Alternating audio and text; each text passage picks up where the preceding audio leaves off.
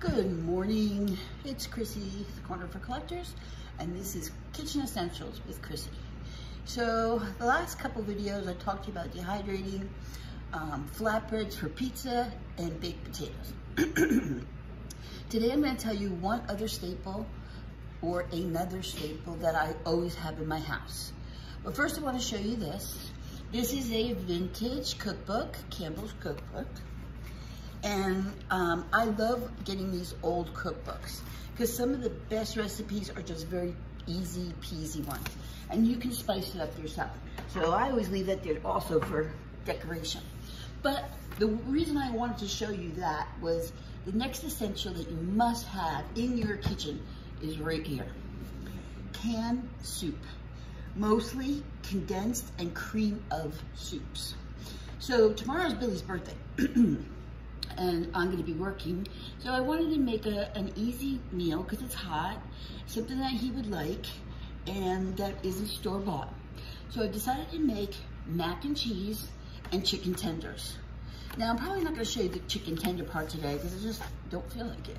But I want to show you the importance of the soup.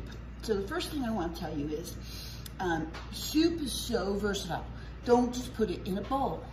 If you remember me talking about baked potatoes, you also can get the chunky soups, different varieties, and pour that over a cooked baked potato.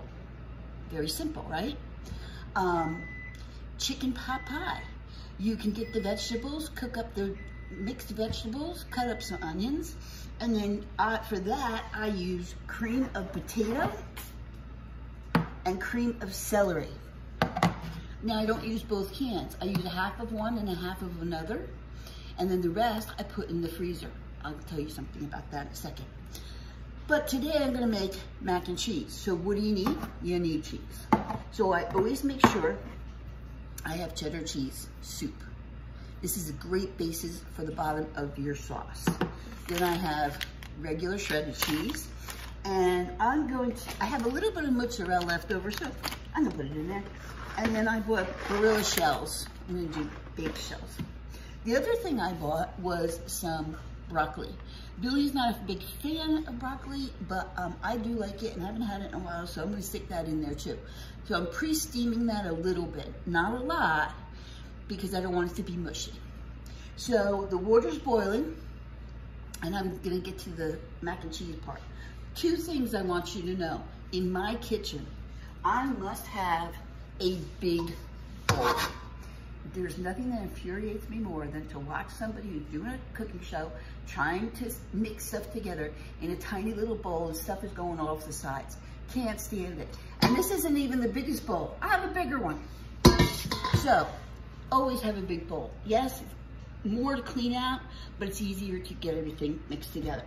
So, in this bowl, I'm going to throw the 2 bags of cheese. Just get it ready to go. I'm still waiting for the water to boil. That is going to be very cheesy. So what I'll do is, and I will show you, once the macaroni is done, I'll strain it, I'll put it in here, and then I'll cook up the cheddar cheese soup the way you would, with milk, and I also will stick probably half a stick to almost a whole stick of butter in there too. That just gives it really good flavor. I'll put some salt and pepper, and then I'll pour that over the pasta and this, and because it'll be warm, it'll start melting all together. I'll throw the broccoli in here, put it in my baking dish, and I'll be done. This is very easy to make a little bit more, and you can ration it out during the week. You can freeze this if you like, but the key to this is the soup. Usually when I go food shopping, I will come home with 2 to 3 cans of soup of some kind. So, you know, it's a good prepper food to have around because it lasts a while in the can, but it's also a great food that you can use as a base for any sauce you make, any sauce. Beef stroganoff, I use cream of mushroom, plus real mushrooms. So I wanted to tell you about that kitchen essential, and as soon as everything gets rocking and rolling here, I'll be back. Okay, macaroni is cooked. It's in my strainer right here. So remember, going back, we put the 2 different kinds of cheeses in here. I'm gonna take my macaroni that I've drained and put it in there. Just like that. And they're still a little bit warm, so it's gonna start melting that cheese really good.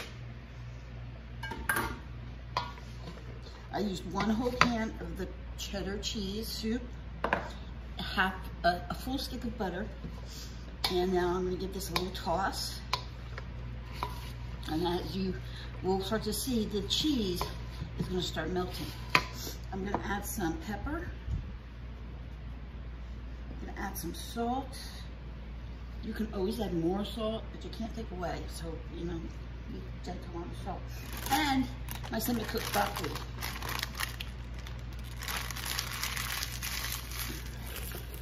Beautiful. And I'm gonna give it another toss. That piece of broccoli is huge. But okay. And again, I was not a big broccoli fan. So in this pan, I have the soup mix, a cup of milk, and the butter, and it's all melted, and it's bubbly. So I'm gonna take it off, and I'm gonna pour that right over top, just like that. Ow, that's pretty hot on my hand. Okay.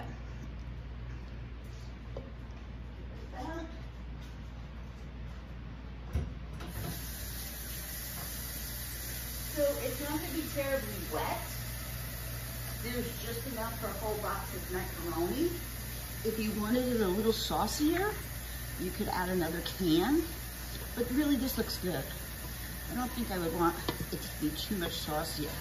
The pasta, I didn't cook all the way. It was just al dente, because again, it's gonna cook in the oven. You could put more cheese on top. You could put some breadcrumbs on top with maybe some paprika sprinkled on it. I'm just gonna leave it as is. And thank you, Campbell Soup. You were very helpful. I hope you guys enjoyed this. It's gonna go in my Longaberger pot, and about an hour before Billy comes home, I'll pop it in the oven. It won't take an hour, but I want it to be nice and crusty on the top and creamy and cooked all the way through. So, soup, it's your next best thing. Get some, put it in your home right away. See you guys. One more thing I forgot. And this was the most important. Another kitchen essential. Sometimes I put things in the freezer and I forget they're in there.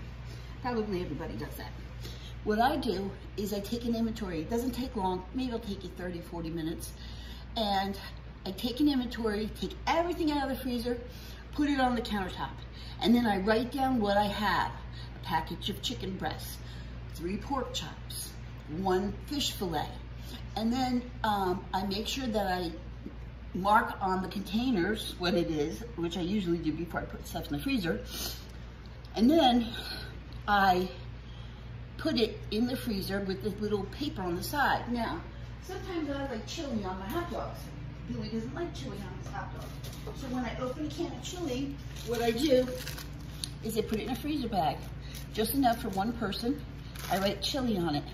And then in the refrigerator, on my door of my freezer, is a big enough little compartment where I keep chili and also keep sauerkraut, because he doesn't like that. So if you have picky people who eat in your house, you can make individuals. When I know I'm making a hot dog, I take one of those out.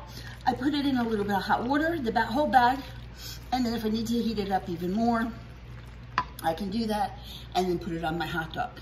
This way, if you get up in the morning, you feel inspired to cook, but you don't want to go to the store, use what's in your freezer. And if you take meat out, mark it off, but then on your grocery list, replacement. Whatever you took out, replace it. So you always have the basics. Ground beef, ground chicken, regular chicken,